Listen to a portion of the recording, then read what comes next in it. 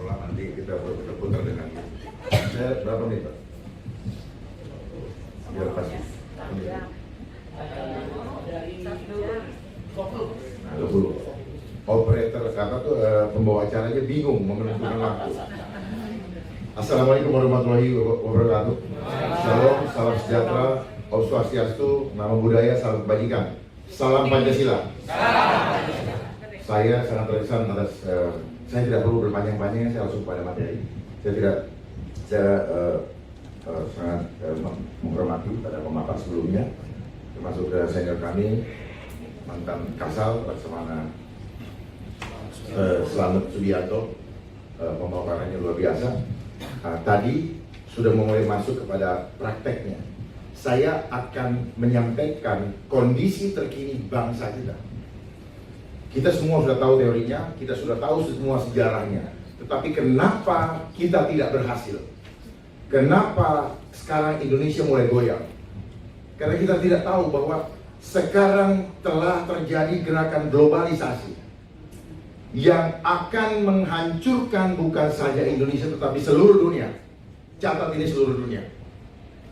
Kenapa? Mereka bekerja secara terstruktur, sistematis dan masif. Kenapa struktur? Karena dia punya organisasi besar dengan sistem perekonomian yang dia kuasai di seluruh dunia. Kemudian kenapa sistematis? Karena mereka bergerak begitu halus, step by stepnya jelas, pelan-pelan, dan kita terhipnotis untuk ikut menerimanya. Karena apa? Menyenangkan untuk hawa nafsu kita. Tawarannya adalah macam-macam, ekonomi, tapi maksudnya adalah mudah dan cepat. Kenapa? Manusia fitrahnya, nature kita dalam fisik seperti ini, itu senangnya dikasih mudah, nggak senang yang susah-susah. Makanya dia tahu secara psikologi dia begitu. Kemudian masif, karena mereka semua bergerak di seluruh dunia, di dalam seluruh sendi kehidupan, tidak ada yang lolos, termasuk handphone yang Bapak Ibu pegang sekarang. Ini adalah alat mereka untuk melakukan propaganda seluruh dunia dengan cara yang sistematis dan masif. Propaganda yang dilakukan adalah propaganda ketakutan.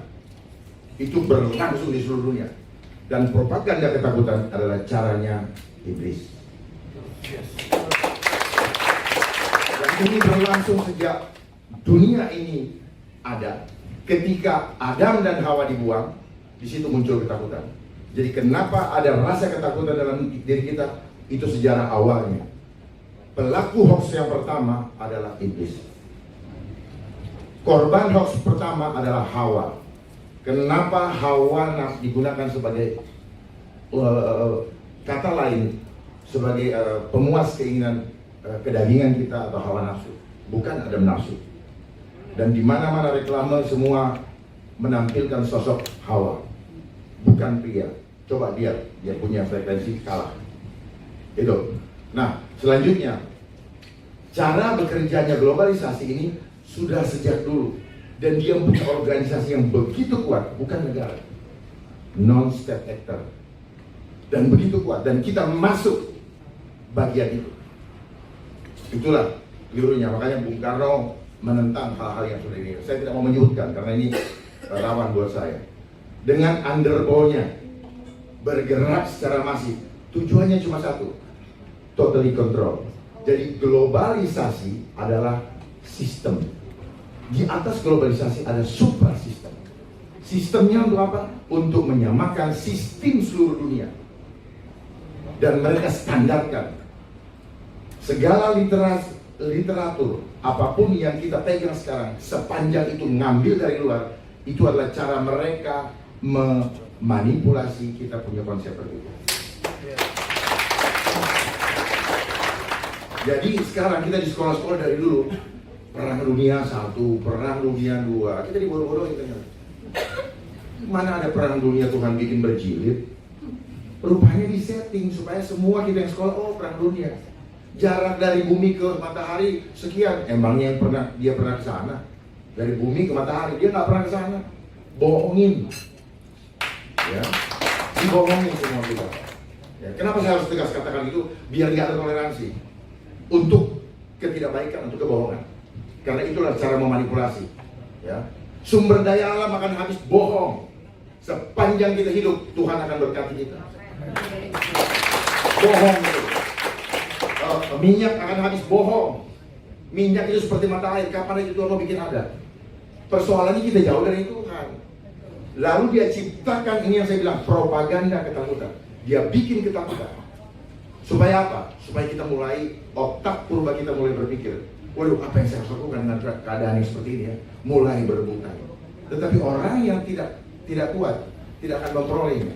Akhirnya kekuatan-kekuatan yang besar saja yang menguasainya. Tujuannya apa? Kekuatan besar itu adalah bagian daripada mereka yang elit-elit global yang ingin menguasai dunia ini. Dan ujung-ujung daripada semua perjalanan ini apa? Kita akan tadi globalisasi sistem, di atas globalisasi ada yang namanya suprasistem yang mereka tidak pernah munculkan, cari di Google tidak akan dapat. Karena memang disembunyikan. Ini adalah rencana terakhir. Adalah apa? Life engineering. Coba boleh dicatat, tidak ada. Di situ hanya social engineering. Jadi life engineering, kenapa? Kehidupan kita pribadi ini yang akan engineer. Kenapa? Kita bukan barang, tetapi mereka mau bikin kita seperti barang. Perhatikan baik-baik ini. Kita hidup dari kekuatan supranatural, bukan dari kekuatan dari hitungan matematika. Seperti apa bapak-bapak sebutkan tadi. Bukan. Makanya Indonesia spiritual. Karena kita memang lahir dari kekuatan supranatural, bukan dari hitungan matematika, tetapi sistem yang ada sekarang dia mau bawa kita kepada hitungan eksak. Demokrasi juga begitu. Satu-satu suara, one man, one vote, one value, ya kan? Terus kemudian demokrasi mau dibilang seperti apa namanya? Mau dibandingkan dengan musyawarah? No, it's not the same. Walaupun demokrasi kita Pancasila, agar apa? Kembali lagi kepada nilai-nilai ketuhanan tadi. Ya.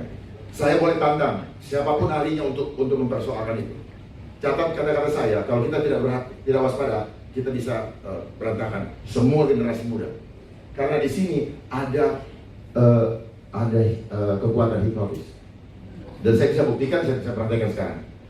Inilah yang membuat kenapa tidak ada satupun orang yang tahu bagaimana cara menghentikan hoax. Karena mereka bermain dengan begitu masif dan masuk pelan-pelan. Tidak ada yang mau lepaskan ini kan sekarang. Semua dibawa kemana-mana. Kenapa? Inilah cara mereka masuk dengan masif. Pelan-pelan, pertama GSM. Kemudian ada fitur-fitur, kemudian tambah, akhirnya kita ikuti terus. Setelah itu apa? Gelombang elektromagnetik yang ada di sini, dia merusak struktur DNA dari setiap sel-sel tubuh manusia. Struktur DNA ini kemudian dia merusak membran sel. Membran sel akan menghasilkan enzim-enzim negatif atau beracun, dan hormon-hormon itu yang akan mempengaruhi mindset kita tanpa kita sadari, termasuk saya. Saya baru mengerti ini bulan Oktober tahun lalu.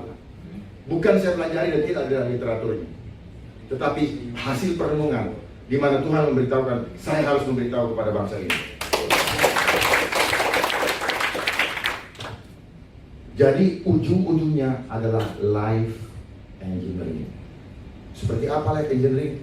Semua kehidupan kita mau dikontrol. Perilaku kita berubah menjadi manusia yang tidak lagi menjadi manusia yang sejati atau makhluk luhur akhlaknya, tetapi kita akan dibuat seperti robot. Tidak punya cipta, tidak punya karsa, tidak punya rasa. Kenapa? Kita akan di-lock dengan sistem. Jadi gak bisa keluar dari sistem. Nanti pedagang tradisional di pasar-pasar tidak akan lagi ketika uang kertas tidak berlaku lagi. Warung Tegal, tukang rokok, semua pokoknya kalau nggak pakai sistem elektronik nggak bisa berdagang, dan itu akan terjadi. Dan prosesnya, bukan saudara, itulah prosesnya, itulah cara sistematis. Pertama kita dikasih gratis, Rp1 gratis 2 bulan. Setelah itu dia mulai ketika semua orang terpaksa pakai begini sekarang. Dan suatu saat ini akan dipasang chipnya di badan kita. Itu pasti. Kalau yang bilang tidak pasti, kita dibohongin. Pasti. Ya, saya mengajak kita untuk melihat ke depan. Karena kalau kita melihat ke depan, kita tahu apa yang akan terjadi di sana. Kita bisa membuat langkah-langkah strategis untuk menghadapinya. Jangan kita dibawa dengan pemikiran barat. Jangan kita dibawa pemikiran timur. Kecanggihan teknologi yang ada hanya untuk membuat kita apa? Kita pusat perhatian kita beralih. Tetapi dia punya hidden agenda. Apa itu hidden agendanya? Mau memanipulasi mindset kita. Jadi pertama, propaganda ketakutan. Apa itu? Itu 9/11 itu propaganda. ISIS itu propaganda. Dan teroris yang ada di dunia juga propagandanya mereka. Dan mereka gunakan itu dan ada yang dibayar. Di setting, ada yang memainkan. Maaf kalau nanti ada yang tidak setuju dengan kata saya. Tetapi saya yakini betul itu. Ini desain semua. Tahun depan ekonomi akan jatuh. Itu cara menakut-nakuti manusia. Membuat kita berhitung matematika. Oh iya, kalau tahun depan jatuh berarti saya harus begini-begini. Saya panik, saya harus korupsi, saya harus segala macam. Itu yang mau diciptakan, betul nggak? Coba kalau kita berani sama Tuhan, nggak akan kita takut. Hidup mati saya besok Tuhan yang tentukan, bukan ini. Jangan percaya dengan referensi dari luar. Kita bikin skripsi, suruh bikin apa? Footnote. Bahasa apa itu footnote? Bahasa Indonesia nggak ada footnote. Gitu. Pak, catatan kaki mana? Kaki Tuhan, kaki setan. Gitu. Maaf kalau ada yang sini yang tidak setuju. Saya siap berhadapan. Karena ini masalah spiritual. Tadi Bapak bilang. Nah, Indonesia punya jawaban dengan konsep luhurnya Nuswantara.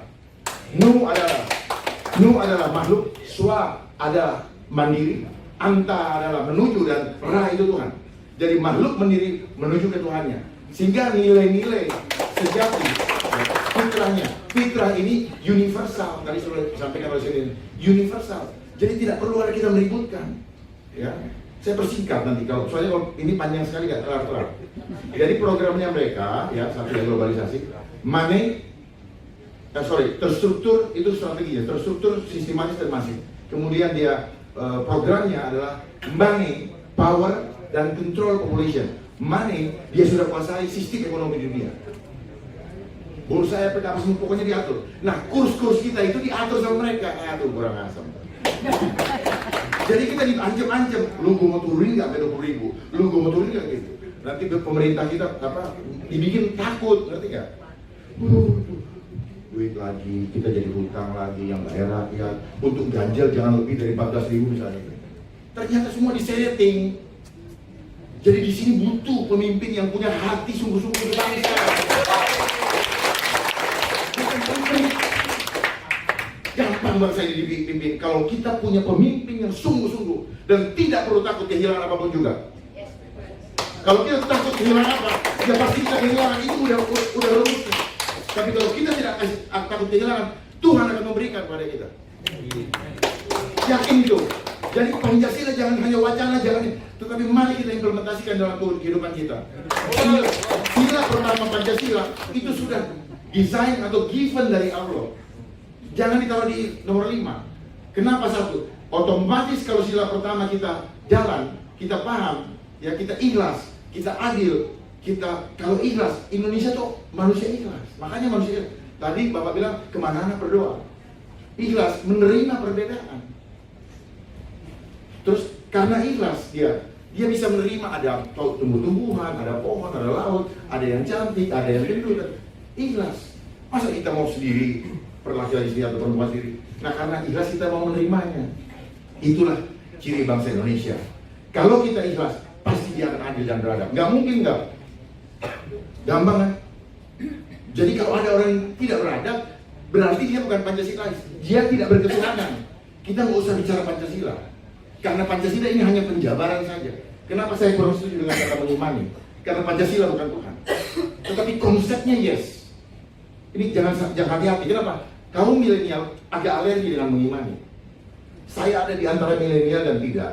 Jadi saya bisa mentransfer email. Jadi jangan mengimani supaya tidak dianggap sebagai sesuatu yang berhala. Ini yang kelirunya selama ini. Jadi yang penting ketuhanannya dulu. Kalau ketuhanannya dilaksanakan, pasti yang lainnya ikutan. Gak bakal tidak. Masuk kita sila kedua, sila ketiga. Kalau kita melihat Sumatera sebagai hadiah Jawa, Jawa melihat Irian, Papua sebagai hadiah, Papua juga melihat demikian, kita akan bersatu. Tidak akan. Tidak akan kepentingan kelompok ada. Tapi faktanya sekarang kepentingan kelompok begitu berkuasa dan kelompok tertentu ya, itu menguasai aset-aset atau sumber daya di ini. Perlu pengaturan berikutnya. Nah, kalau kita sudah mau bersatu, kita nggak mudah masuk ke dalam musyawarah mufakat. Nggak bakal ribut karena kita mementingkan kepentingan kita bersama, termasuk kepentingan anak cucu ke depan. Maka keadilan sosial itu bukan mimpi. Otomatis, itu hanya outcome-nya. Yang lain kalau proses itu jalan, maka ini outcome-nya. Masih ada waktu atau sudah habis? Masih. Jadi tadi programnya power, money, dan control. Money sudah didapatkan oleh mereka. Kita harus hati-hati. Makanya lihat, kerusuhan yang ada di kita, yang rusuh dibiayai oleh dia, kita juga dibiayai oleh dia. Jadi semua konflik di dunia, dia biayai dan dia biayai. Yang defense dia biayai, yang rusuhin dia biayai. Orang perang dunia aja mereka biayai kok. Jadi semua dibiayai, kita nggak usah marah. Ini ada yang main di belakang. Saya buka aja, ada yang main di belakang. Karena kalau nggak dikasih tahu, itu saling curiga. Enggak, bukan orang Indonesia. Tetapi dia gunakan orang-orang Indonesia yang mata duitan. Saya tidak mau mengatakan pengkhianat. Kalau Pancasilais, kita tidak boleh menuduh orang. Kita tidak boleh menjalin orang. Kita harus mengambil soft power. Kalau kita mengatakan pengkhianat, kita sama dengan tidak Pancasilais. Jadi nggak boleh mengeluarkan kata-kata. Semua harus Pancasilais. Semua harus sesuai dengan Tuhan. Tuhan tuh baik kok. Tuhan tuh nggak pernah maki orang kok. Tuhan tuh penuh dengan kasih kok. Jadi kalau orang ngajak ribut, itu bukan Pancasila. Itu dia tidak berketuhanan. Dia berlindung di balik ketuhanan untuk mendapatkan keuntungan omong kosong. Perhatikan setiap konflik selalu karena ada nilai ekonomi. Atasan bawahan ribut karena ada uang. Ya, ini kelompok ini karena ada uang. Rebutan ini karena uang. Makanya demokrasi yang harus sekarang perlu diperbaiki. Seperti tadi, one man one vote. Suara terbanyak walaupun keliru, satu kebenaran hancur. Gitu. Kecuali kita punya kekuatan Tuhan, satu kebenaran hajar terus. Gitu. Yang berikutnya, dia masif karena semua sendi kehidupan dia jalan. Ini ya, saya mau praktekkan sebelum saya mengakhiri. Ini tadi merusak betul. Anak-anak sekarang gampang dibully. Kenapa? Dia tidak sadar lagi bahwa dia makhluk ciptaan agung dari Tuhan. Begitu dibilang kamu jelek, dia berpikir bahwa ya udah jelek sampai mati. Dan saya tidak bisa berbuat apa-apa karena dia jelek. Ini kan manipulasi mindset. Jadi dia punya pola adalah gini. Propaganda ketakutan, ISIS, terus terorisme di mana-mana, Taliban, itu propaganda mereka dan keluar dari mereka. Jadi kayak musang berbulu domba. Bahkan di negara kita juga sudah masuk ke sendi-sendi kebangsaan. Kalau saya dibuka di sini nanti besok saya disu. Karena saya dari itu, ya. Tetapi kalau satu persatu saya akan sampaikan. Ya. Keributan yang terjadi, yang sekarang ada dengan yang apa itu namanya di Kuningan, itu juga di belakangnya mereka. Dan semua yang ada kata K itu semuanya mereka. Dan itu malah justru bikin negara makin berhutang. Cuman kalau dibuka begini, mana ininya? Ya. Konsep-konsep yang mereka tawarkan juga semua dengan hitungan matematika. Supaya orang tidak perlu memikirkan Tuhan, tidak perlu untuk menjauhkan keimanan manusia dari kemahakuasaan Allah Subhanahu wa Ta'ala. Itu cara mereka. Ujung-ujungnya dari light engineering membuat kita mau dibawa ke konsep ateis. Bahwa hidup manusia ketika kau di dunia, kau jangan mikirin kekuatan supranatural. Nggak bisa. Makanya akan bentur. Orang berdagang, ayam disuntik di broiler, dijual ke Kentucky. Makannya enak karena ada bumbu, terus kemudian kenyang, tapi orang yang mengkonsumsinya siap-siap menjadi market untuk pabrik obat. Ini lingkaran setan. Jadi semua persoalan ini coba dilihat dengan kacamata yang berbeda, supaya kita lebih tajam, lebih jeli melihat persoalan. Sehingga kalau kita sudah melihat gitu, ini kayak gini. Jadi kalau orang ngajak ribut nggak mau. Gitu. Jadi kita nggak bisa lawan yang keributan. Dengan konsep prinsip tetap, karena apa? Kita tidak punya kemampuan kalau tidak melibatkan Tuhan di dalam kehidupan kita. Omong kosong. Tidak sangat terbakar. Papua bisa selesai asal dia datang ke kaki Tuhan. Dia demo akan bisa selesai di mana saja. Tetapi ada yang menggerakkan. Kenapa? Ada uang operasional yang bermain. Susah kalau udah bicara uang. Indonesia adalah negara spiritual. Nah, makanya Indonesia ada merupakan konsep the land of harmony dunia. Kita ini pusatnya harmoni dunia. Dan itu sudah pernah ditunjukkan oleh Bung Karno tahun 1955 dengan konferensi Asia Afrika. Dengan menginisiasi 10 dasawarsa Bandung, lah kemana gerakan non-blok sekarang? Tetapi perhatikan, semua negara non-blok dihancurkan. Perhatikan itu. Kenapa? Karena mereka tidak mau kita punya konsep sendiri. Tetapi negara yang bertahan seperti Iran, Korea Utara, China, dia tetap menjunjung tinggi dengan nilai-nilai luhur, tradisi luhur daripada bangsanya. Dia bertahan. Kenapa kita tidak bisa? Kalau kita mau, pertanyaannya mau atau tidak? Mau. Kalau mau, berbuat, jangan hanya ngomong. Ini yang bisa saya sampaikan, karena kalau kita mau menyampaikan terlalu panjang, banyak sekali. Ya. Bukan, tapi kan waktunya tadi berapa? 20 menit. Nah, jadi fakta-fakta kita lihat ya tadi, Bapak mengatakan cita-cita, tujuan. Cita-cita bersatu, negara merdeka, bersatu, berdaulat dan adil. Perhatikan semua itu. Lihat tujuannya, lihat faktanya sekarang terjadi deviasi yang begitu lebar. Bohong kita. Bayangin ini, mencerdaskan kehidupan bangsa. Sekolah cuma diajar bagaimana kecerdasan intelektual. Kecerdasan spiritual sudah tidak diajarin lagi. Makanya anak-anak gampang masuk. Itu programnya siapa? Programnya non-state actor. Dia masuk ke Departemen Pendidikan dan Kebudayaan lewat caranya saya nggak tahu. Masuk di situ sehingga akhirnya seperti itu. Sadar atau nggak sadar? Saya nggak tahu. Dan itu begitu.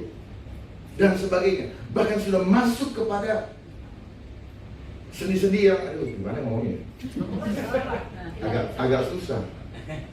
Dan ini mengatur sistem. Nanti kalau ini sudah terkoneksi semua sistem, maka kita akan dikontrol dari sana. Dan untuk menyelenggarakan supaya sistem itu terkonek, kemudian nanti kita dipinjemin uang untuk menyelenggarakan agendanya. Setelah selesai, kita dikontrol, pinjaman jadi hutang. Hebat kan? Ya itu yang mau saya sampaikan, karena kalau saya sampaikan ini bocor halus saya ini. Saya bukan teoritis, saya praktisi, tetapi saya yakini apa yang saya sampaikan.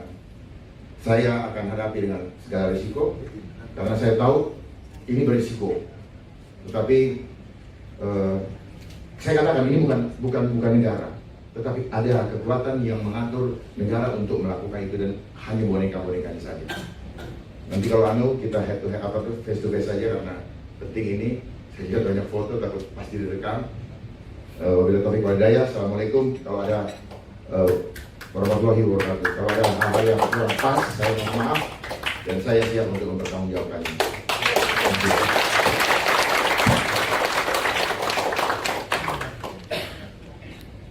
Terima kasih Bapak Komjen Dharma. Kapolri. Ya. Ini karena kita